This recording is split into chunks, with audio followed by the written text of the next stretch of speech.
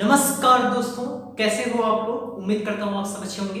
मैं Prince sir आपको इस YouTube चैनल पर सोशियोलॉजी में पढ़ा रहा हूँ। मेरा YouTube चैनल प्रिंस 21 पांडे और इसके साथ मेरा मोबाइल नंबर है 989807781640, जिस पे आपको सोशियोलॉजी से संबंधित एनी क्वेरीज हो आप इस नंबर पे कांटेक्ट कर सकते हैं। मैं आपको बताना चाहूंगा वीडियो शुरू करने से पहले हमारी ऑनलाइन क्लास गूगल मीट पर सुबह 8 से 10 बजे के बीच में रनिंग में है। अगर आप उस क्लास को ज्वाइन करना चाहते हैं तो आप इस नंबर पे कांटेक्ट करिए, उससे संबंधित जो भी डिटेल होगी आपको प्रोवाइड कर दी जाएगी। इसके साथ ही मैं बताना चाहूंगा हमारी यूजीसी नेट की भी सीरीज रनिंग में है। अगर आप उससे संबंधित मटेरियल्स और वीडियोस अगर आप उसे पाना चाहते हैं तो पहले तो सब्सक्राइब कर लेंगे, उसके बाद आप जाके प्लेलिस्ट में देख सकेंगे सारी वीडियोस। ठीक है, तो आपको बताना चाहूंगा कि हमारी मॉर्निंग की जो क्लास है गूगल मीट पे वो आज मॉर्निंग में हम लोगों ने कुछ गवर्नमेंट के संबंध में पढ़ा था और प्रेशर ग्रुप के संबंध में पढ़ा था। इसके साथ ही हम लोगों ने राजनीतिक विचारधाराओं के संबंध में पढ़ा था, जैसे उदारवाद, मार्क्सवाद, अराजकतावाद और इसके साथ ही साथ हम लोगों ने पूंजीवाद, ये सब सारी चीजों के संबंध में हम लोगों ने पढ़ा था। ठीक है, तो आइए हम मैं आज का जो हम क्वेश्चंस लेके आए हैं वो हम इंडस्ट्रियल सोसाइटी से संबंधित क्वेश्चंस लेके आए हैं, जैसा कि प्रीवियस क्लास में ये टॉपिक हो चुका है। ठीक है, हमारे गूगल मीट के क्लास में। ठीक है, तो चलिए आइए देखते हैं पहला क्वेश्चन से संबंधित। निम्न में से औद्योगिक समाज की विशेषता है, ध्यान दीजिएगा, निम्न में से औद्योगिक समाज की विशेषता है। पहला, कारखाने का आंतरिक कार्य संगठन, ध्यान दीजिएगा, कारखाने का आंतरिक कार्य संगठन, औद्योगिक संस्थाएं व संगठन, औद्योगिक उद्योग से संबंधित, उद्योग से संबंधित संस्थाएं और संगठन, कारखानों के भीतरी समूहों के बीच औद्योगिक संबंध, भीतरी समूहों के बीच असंगठित औद्योगिक मजदूर। ठीक है, तो यहां पे मैं आपको बताना चाहूंगा कि यहां पे जो आपका पहला तो औद्योगिक समाज के संबंध में आपको पता होना चाहिए कि इसमें होगा क्या। ठीक है, औद्योगिक समाज होता क्या है। औद्योगिक समाज होता ये है कि आपका जो कहेंगे कि ये क्या नाम, औद्योगिक समाज, औद्योगिक समाज में आप देखोगे जिसमें एक ऐसा समाज लोगों का जो औद्योगिक व्यवसाय के आधार पर लोग जुड़े होते हैं उद्योगों से। एक बड़ी मात्रा में लोग क्या होते हैं, जुड़कर कार्य व्यवहार करते रहते हैं। अंतर क्रिया उनके बीच में एक कहेंगे कि अगर व्यक्तिगत संदर्भ में हो तो वो नहीं होती है। रीजन है व्यस्तता, राइट। लोग अपने कार्य में इतने ज्यादा व्यस्त इन्वॉल्व होते हैं कि वो एक दूसरे से अंतः क्रिया नहीं कर पाते हैं। ठीक है, तो एक प्रकार से अवैयक्तिकता का भी संबंध होता है लोगों के बीच में। लोग साथ रहकर भी क्या होते हैं, एक दूसरे से मन से, जिसको कहते हैं मन से जुड़ाव लोगों का नहीं होता है, फिर भी एकजुट होकर लोग कार्य करते हैं एक संस्था पे, जैसा कि श्रम विभाजन की विशेषता है। तो श्रम विभाजन और विशेषीकरण एक महत्वपूर्ण विशेषता है औद्योगिक समाज की। आई होप समझ आ गया होगा। तो उद्योगों को प्रधानता, जिसमें पूंजी को महत्व दिया जाता है, लाभ को महत्व दिया जाता है। ठीक है, और इसी पूंजी के असमानता के आधार पर, पूंजी संचय और अभाव के आधार पर इसी समाज में दो प्रकार के वर्गों का उदय होता है। दो प्रकार के वर्गों का उदय होता है, एक जिसके पास संचय होता है, जिसके पास वंचित होता है। संचय और वंचय दो चीजें हैं, दो प्रकार के ग्रुप होते हैं। दोनों के बीच में संघर्ष भी इसी प्रकार के समाज में होता है। और फिर समाज क्या होता है, औद्योगिक से उत्तर औद्योगिक में परिवर्तित समाज होता है। ओके, चलिए, तो कारखानों का आंतरिक कार्य संगठन, यस, लोगों का कार्य संगठन आंतरिक रूप में संगठन होता है, आंतरिक कार्य संगठन होता है, कार्यों के आधार पर संगठन होता है। नेक्स्ट, औद्योगिक संस्थाएं संगठन होती है, जैसे कि आपको पता है कि इसी में ही श्रमिक संघ, मजदूर संघ, ये सब सारी चीजें भी पार्ट उसी में औद्योगिक समाज में ही ये सब सारी विशेषताएं पाई जाती हैं। तो ये संस्थाएं संगठन भी होते हैं। साथ ही कारखानों के भीतरी समूहों के बीच औद्योगिक संबंध होता है। ये भी आपका आंसर क्या होगा, सही होगा। ठीक है, ये भी आपका आंसर सही होगा। समूहों के बीच में औद्योगिक संबंध होते हैं। असंगठित औद्योगिक मजदूर, ये गलत है। यहाँ पर असंगठित नहीं होते, यहाँ पे संगठित। असंगठित जानते हो क्या होता है? असंगठित होता है जिसमें लोगों का खुद का व्यवसाय हो, उस व्यवसाय के वो खुद मालिक हो, और उसके साथ ही साथ उनका उत्पादन और बिक्री दोनों पर उनका अधिकार हो। यानी जिसको कहते हैं कि मालिक होना, मालिक भी होते हैं और मालिक के साथ साथ उस पर उनका नियंत्रण भी होता है। ये असंगठन से है आशय, ठीक है। जैसे मैं आपको बता देना चाहूंगा उदाहरण स्वरूप, संगठित और असंगठित में अगर आप देखोगे तो यहाँ पर एक प्राइवेट और प्राइवेट और पब्लिक, लेकिन ये पूर्णतः गलत है, पूर्णतः सही नहीं है। पब्लिक और प्राइवेट के आधार पर संगठित और असंगठित को आप डिफरेंशिएट करो या समझाओ। क्यों? क्योंकि आपको बताना चाहूंगा, उद्योग क्या सारे उद्योग जो इंडस्ट्री होते हैं सारे पब्लिक होते हैं? नहीं, प्राइवेट होते हैं मैक्सिमम। और प्राइवेट होते हैं लेकिन उसमें असंगठन का गुण नहीं होता है। असंगठन का गुण नहीं होता क्यों? क्योंकि एक बड़ी मात्रा में लोग क्या करते हैं, कार्य व्यवहार करते हैं, ठीक है। तो यहां पर असंगठित ना होकर असंगठित होगा, तो इसका आंसर क्या हो जाएगा? A B C. आपका आंसर सही हुआ, तो A answer is the correct answer. Next question देखिए, ये तो आपको याद करना पड़ेगा डायरेक्टली, मैंने लिख दिया, इंपॉर्टेंट था इसके लिए मैंने लिख दिया। तो आप कारखाना अधिनियम, कारखाना से संबंधित जो भी नियम उपनियम बनते हैं, लोगों के समस्याओं से संबंधित जो भी नियम बनेंगे वो इसी अधिनियम के अंतर्गत शामिल है। लोगों के कार्य करने के घंटे, लोगों के वेतन, इसके साथ ही साथ उनको मुआवजा प्रदान करने, उनको दुर्घटना के संबंध में और अन्य प्रकार की सुविधाएं देने आदि संबंध में, या औद्योगिक कार्य के में वेतन के अलावा भी अन्य प्रकार की सुविधाएं भी उन्हें प्रदान किस प्रकार किया जाता है, इन सब सारी चीजों का भी यही अधिनियम क्या करता है, कार्य करता है। लोगों को सुचारू रूप से लोगों की समस्याओं पर ध्यान देने का कार्य करता है कारखाना अधिनियम। नेक्स्ट है खान विधान 1952 ईस्वी में ये आया। विधान में यहाँ पे अधिनियम ही है, नियम ही है। बागान विधान 1951 में, और मजदूरी व बोनस विधान देखिए 1963। यानी यहाँ पे मजदूरी से संबंधित जो भी है एक निश्चितता वो प्रदान करने वाला नियम 1963 का नियम है। ये सब सारी चीजें आप अच्छे से रट लीजिएगा, ठीक है। इसमें मैंने कोट इसलिए नहीं लिखा कि आप डायरेक्ट इसको लर्न कर लें। नेक्स्ट क्वेश्चन, औद्योगिक समाज में स्तरीकरण। स्तरीकरण क्या होता है?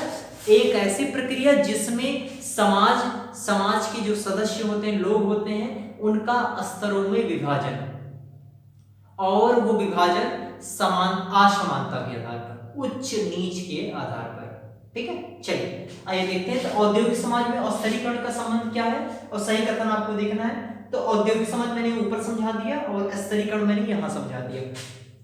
और स्तरीकरण के संबंध में और भी अगर आपको जानकारी लेनी है तो इसके संबंधित भी हमारे वीडियोस प्लेलिस्ट में पढ़े हैं, उससे जाके आप देख सकते हैं। चलिए, तो पहला ऑप्शन है औद्योगिक समाज अस्तरीकृत होता है। एक चीज बता देना चाहूंगा कि स्तरीकरण क्या है, एक प्रकार की सार्वभौमिक प्रक्रिया है। यानी ये हर प्रकार के समाज में, चाहे वो सरल हो या जटिल हो, ठीक है, ये ध्यान रखिएगा, सरल हो या जटिल हो समाज, उसमें सब में स्तरीकरण का स्वरूप पाया जाता है। तो स्तरीकृत तो नहीं हो सकता है, तो ये आंसर गलत हो जाएगा। स्तरीकृत, अब देखिए स्तरीकृत में एक प्रकार का एक चीज बताना चाहूंगा, अगर स्तरीकरण जैसे स्तरों में विभाजन है तो वह या तो वो परंपरागत आधार के आधार पे विभाजित होगा, स्तर में विभाजित होगा, या वो आधुनिक स्वरूप, आधुनिक विशेषताओं के आधार पर विभाजित होगा, लेकिन विभाजन जरूर होगा, ठीक है। इसलिए मैंने कहा कि सार्वभौमिक प्रक्रिया है स्तरीकरण। आइए देखते हैं दूसरा, तो ये आंसर क्या होगा, गलत होगा। दूसरा, औद्योगिक समाज में जाति के आधार पर स्तरीकरण होता है। एक चीज मैं बता देना चाहूंगा, औद्योगिक समाज जैसा कि आप जानते हो कि आधुनिक समाज से संबंधित होता है, तो क्या जाति की प्रधानता औद्योगिक समाज में होती है? नहीं। एक चीज बताना चाहूंगा, औद्योगिक समाज के संबंध में आपके दिमाग में भले ही मानसिकता ये हो कि औद्योगिक समाज सर अभी आज भी है, फिर भी हमें जाति की प्रधानता या जाति को प्रायोरिटी दी जाती है, फिर भी, लेकिन ये गलत है, ठीक है। ये आप जानते हो, ये खुद समझते हो कि औद्योगिक समाज एक आधुनिक समाज है, औद्योगिक समाज में जाति की प्रायोरिटी कम है, ठीक है, कंपेयर, ध्यान रखिएगा, और प्राचीन समाज। तो प्राचीन समाज की विशेषता होती है, यानी जो गैर औद्योगिक समाज है उसमें जाति के आधार पर स्तरीकरण होता है, ना कि वर्ग के आधार पर।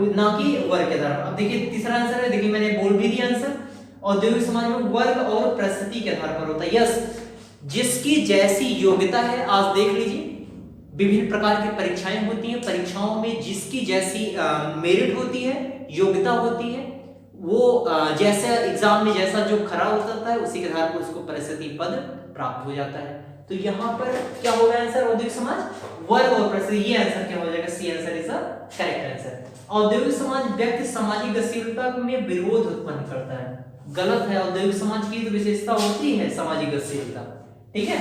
तो आपका आंसर क्या हो जाएगा, ये ए बी डी गलत हो गया, आंसर क्या हो गया, केवल सी आंसर सही है। ओके, मैं ऐसी आशा कर रहा हूं कि आपको समझ में आ रहा होगा। चलिए हम नेक्स्ट क्वेश्चन चलते हैं। क्वेश्चन नंबर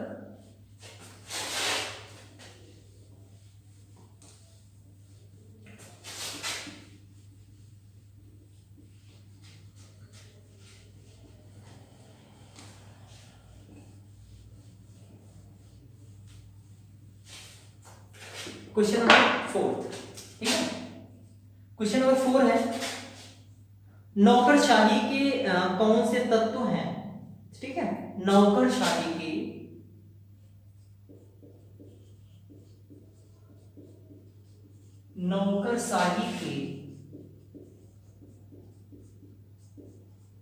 कौन से तत्व हैं। तो ऑप्शन है पहला ऑप्शन है नौकरशाही में, सही तत्व ऑप्शन बताने, सही आप कथन बताना होगा, सही कोड, इसमें सही कोड बताना होगा, ठीक है, ध्यान दीजिएगा इस चीज। तो कौन से तत्व हैं, तो नौकरशाही में संस्करण पाया जाता है,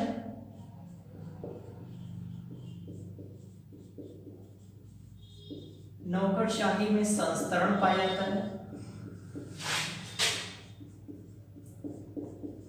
जाता है। दूसरा ऑप्शन है इसमें औपचारिक एवं अवैयक्तिक संबंध होता है,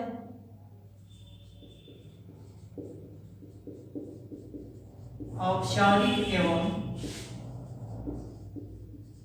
अवैयक्तिक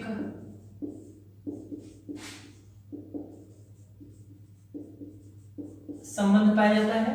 तीसरा है इसमें व्यक्ति जीवन और कार्यालयी जीवन में कोई संबंध नहीं होता है, इसमें व्यक्ति जीवन व कार्यालयी जीवन में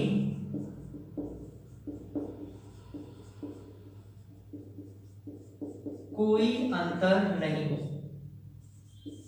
चौथा है ऑप्शन, हर निचला पद स्वयं के अधीन नहीं होता, इसमें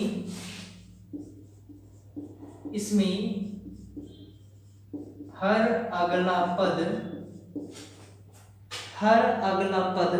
स्वयं के अधीन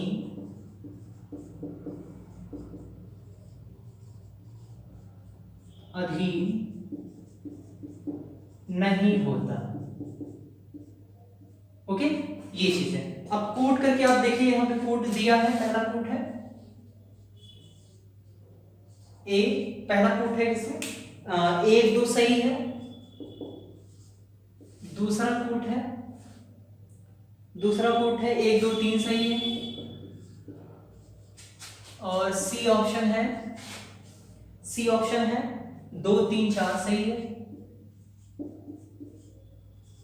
और डी ऑप्शन है सभी। क्वेश्चन को ध्यान से पढ़िए। नौकरशाही एक प्रकार से शासन करने की एक ऐसी व्यवस्था है जिसमें क्या होता है, नौकरशाही शासन करने की एक व्यवस्था है, ठीक है।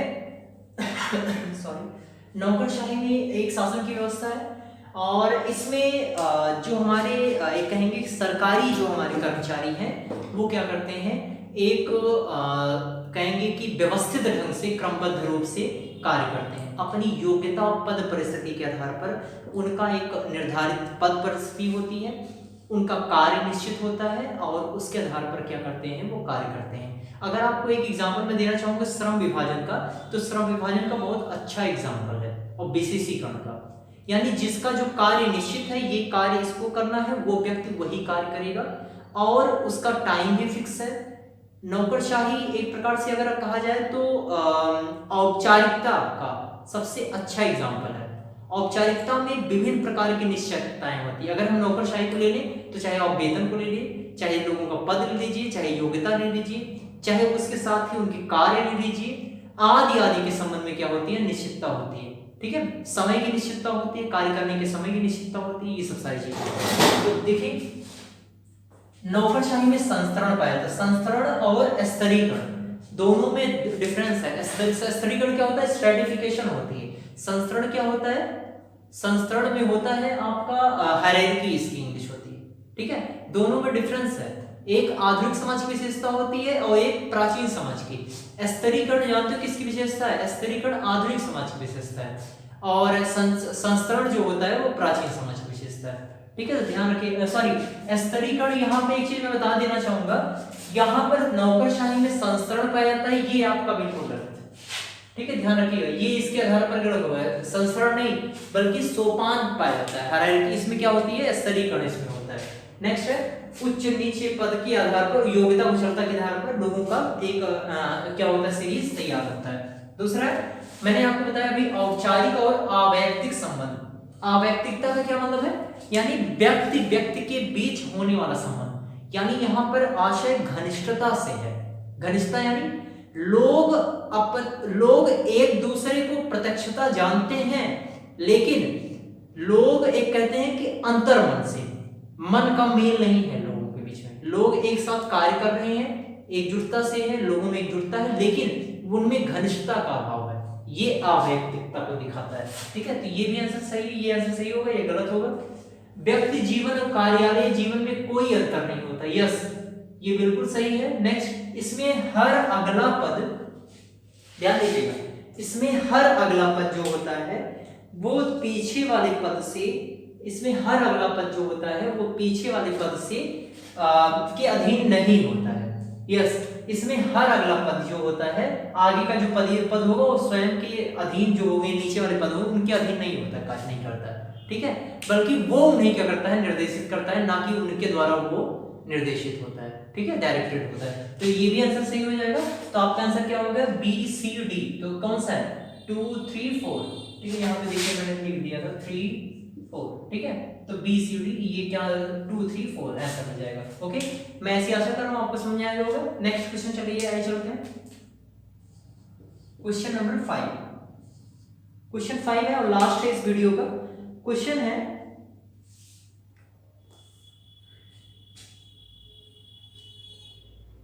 ये क्वेश्चन दे, दुर्खीम के अनुसार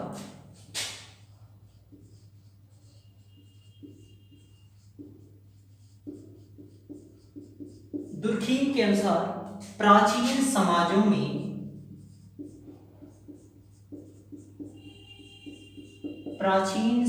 में श्रम विभाजन किस भेद पर आधारित था।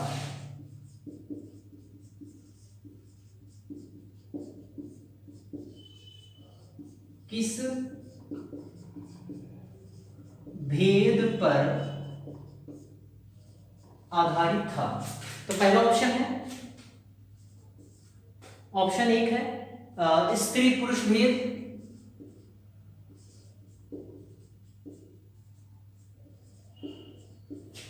बी ऑप्शन है वर्ण भेद,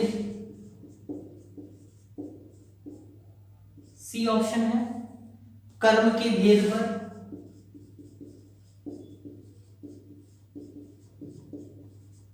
और डी ऑप्शन है व्यवसाय के भेद पर। व्यवसाय के भेद पर। देखिए दुर्खीम के अनुसार, जैसा कि आपको पता है कि प्राचीन समाज में श्रम विभाजन किस भेद पर आधारित था, तो स्त्री पुरुष भेद, वर्ण भेद, कर्म के आधार पर भेद, व्यवसाय के भेद पर। मैं आपको बताना चाहूंगा कि दुर्खीम ने दो प्रकार के समाजों में और दो प्रकार के समाजों के आधार पर दो प्रकार की एकता की बात की थी। एक प्राचीन समाज था, एक आधुनिक समाज था। प्राचीन समाज में यांत्रिक एकता की बात की थी और आधुनिक समाज में सामूहिक एकता की बात की थी। अब यहां पर इन्होंने श्रम विभाजन की बात किया है इन्होंने। तो जैसे कि आपको पता है श्रम विभाजन का सर्वप्रथम जो प्रयोग किया था एडम स्मिथ ने किया था, द वेल्थ ऑफ नेशन नामक पुस्तक में किया था, और बाद में ही दुर्खीम भी उनसे प्रभावित